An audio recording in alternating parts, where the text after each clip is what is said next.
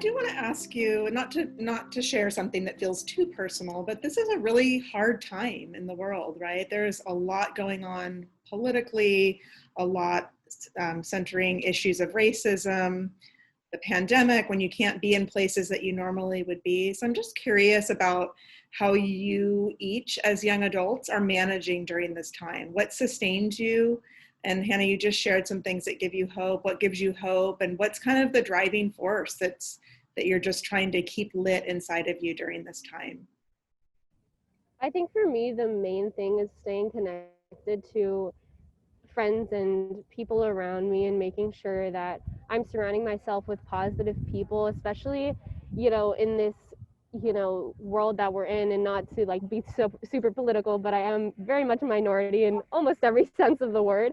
And so surrounding myself with people I know that are going to support me and be there for me in that sense, and having friends that are supportive of me in every single part of my identity, and having people that are there for me is really great. And something that keeps me hopeful is just this next generation, Gen Z, is so powerful and has so much opportunity for influence, and seeing all these passionate people that want to make a difference in the world and have hope to make a difference in the world and are out there right now making a difference really gives me hope and makes me want to be a part of that. And it's really exciting that this generation is like that.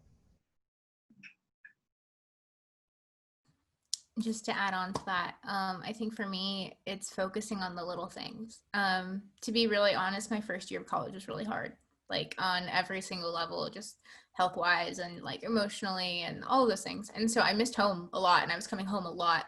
So, I mean, as much as I love Cal and I love everything that it embodies coming, like this coronavirus was just this weird fluke thing that brought some very small blessings to everybody in small ways.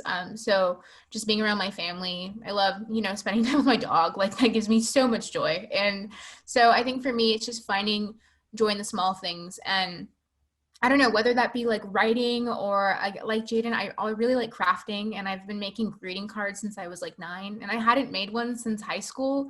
And so I was like, oh, I'm coming home now. Like I have all this time. Let me, put time and energy into like back into myself, because I feel like we tend to forget about ourselves. And so on a personal scale, I feel like that's where I've been focusing on. In terms of like academics, I also feel like this is a really great time, whether you're in high school or college, to find yourself on a professional sense. So I've just been like doing a lot of like internship research and a lot of like career research, and I've been networking. Like there's so many networking opportunities online now, because like everybody has made this digital transition. So you could be in your bedroom and you could, I just spoke with somebody from Netflix last week, like somebody who works at Netflix, and I was just getting to know things about them. And so I'm just using this time to like work on myself and gain knowledge like about the world and maybe things that I might want beyond college. Yeah, it is a really interesting time in terms of accessibility to things that I think we didn't realize we could do via technology. And just what you're describing, like the opportunity to have some kind of a micro internship or a virtual internship, it seems like in many ways that has opened up, especially for young people, in ways that the physical version of it may not have been either appropriate, or businesses wouldn't have thought of that prior to being in this pandemic situation that we're in. So that is really interesting. And even the technology of connecting with people like this on Zoom.